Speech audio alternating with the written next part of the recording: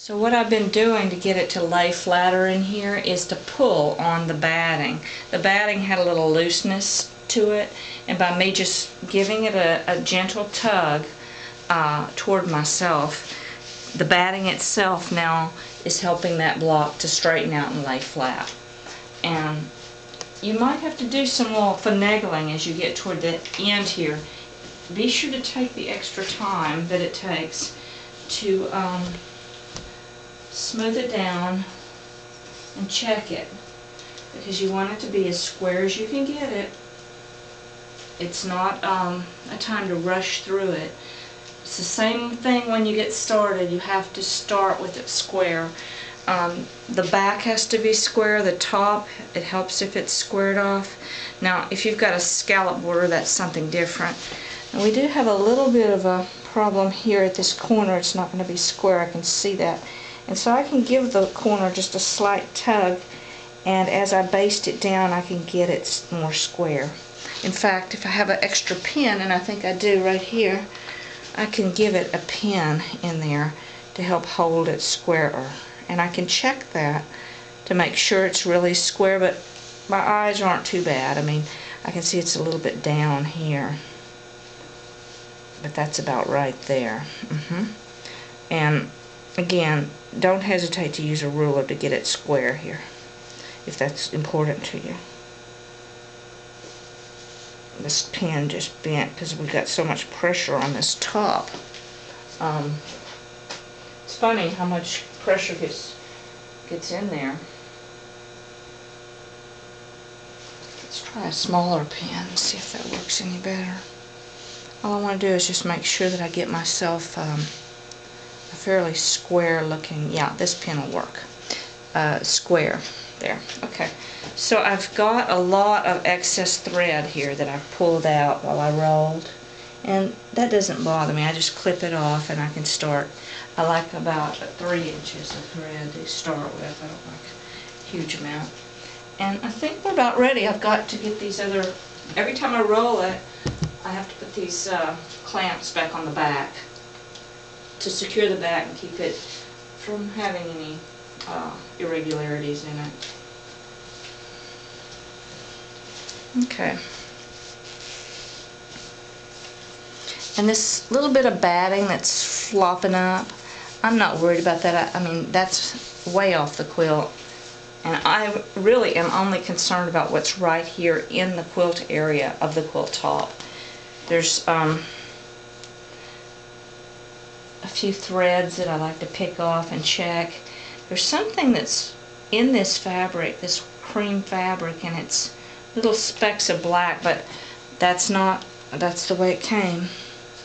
Okay, so here we go. I'm going to start, and I've got about 11 stitches per inch, and the first thing I usually do is come out here in the edge, and let's see, I'm going to cut my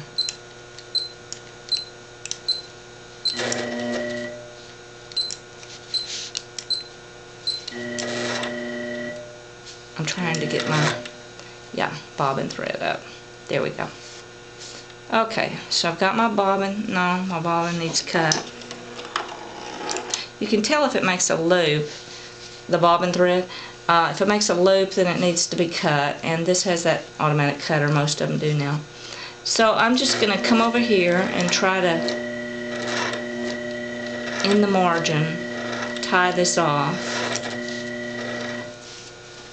Takes about 2 or 3 times of stitches, and then I just take the 2 threads, hold them and clip them.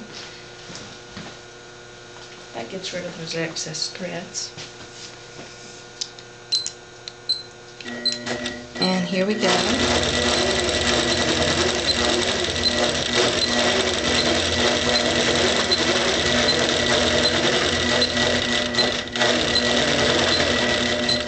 If it looks like I'm stitching close to my fingers, I am. Now we've got a little excess down here. I don't think you can see it, but there's a little excess right here, and my pin is right there. So I'm going to take my pin out so I don't hit it, and see how this is not going to be square, and I can't help that. I'll just come on down and baste it. And that can be dealt with later, I'd say. And unfortunately, I'm hanging up on something. Let's see. I'm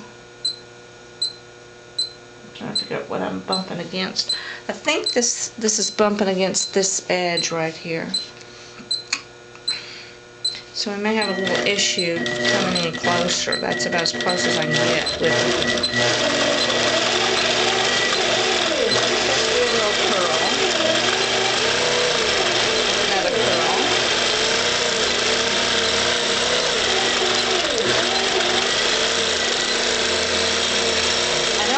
Quilting from the outside in on this because I've already secured this particular edge, and once the outer edge is square and I feel comfortable with that, I can't look at one more thing, I can then come in here and do a few more. And normally I baste this along the bottom. I'm going to do some quilts here, and then I'll go. That's the nice thing about it. You feel like a heart. Think of a heart.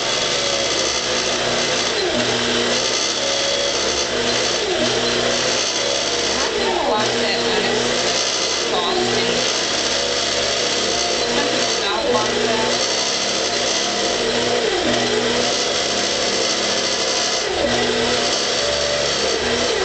We're about Valentine's Day. I like the heart.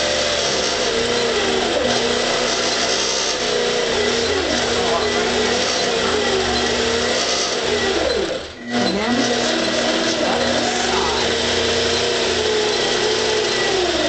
So we get you right there. I will do that same thing. Some marks.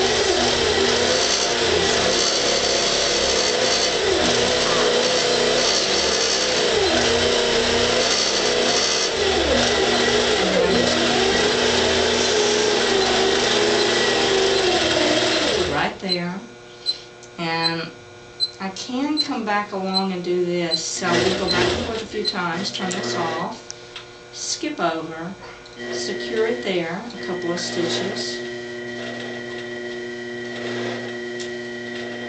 and turn that back on, and we're off and running again.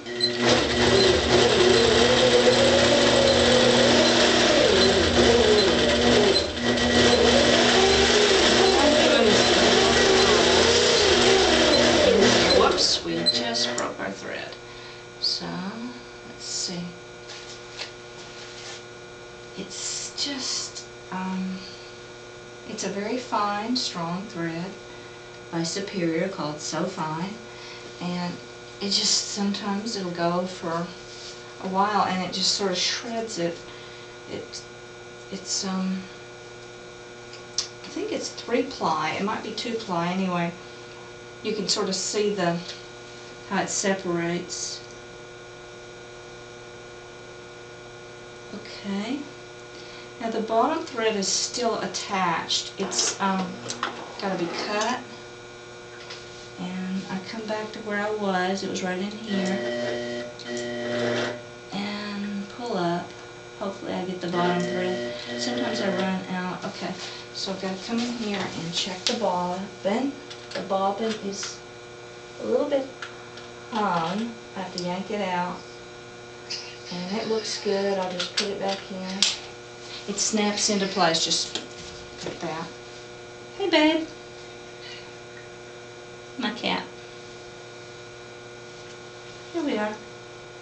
I have to always find where I left off. Now our bobbin's coming up just fine. It gets hung sometimes in the bobbin case just a little bit. I don't know. Okay. And I've got a very long tail here, so we're going to put that off. I have trash over here.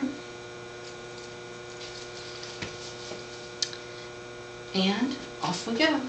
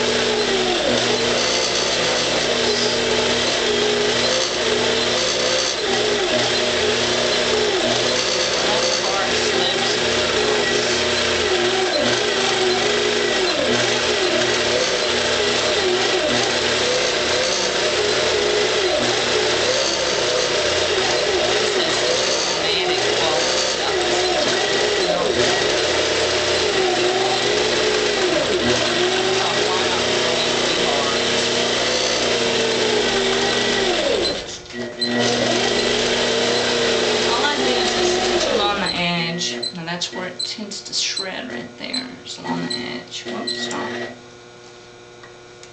It just does not have, as I'm going backward, and along those seams, it just doesn't do too well. Cut the lower thread, cut the top thread.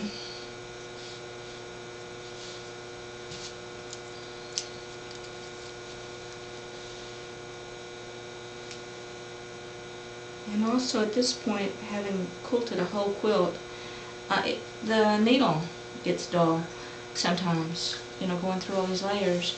So it's a whole lot better if I notice that to replace the needle. Right now I don't think the needle is dull, but it's hard to tell. Sometimes there's all sorts of reasons for this not working and shredding threads. The biggest reason though is because it's going through so many layers. And seams count as double or triple, I don't know. Okay, ready?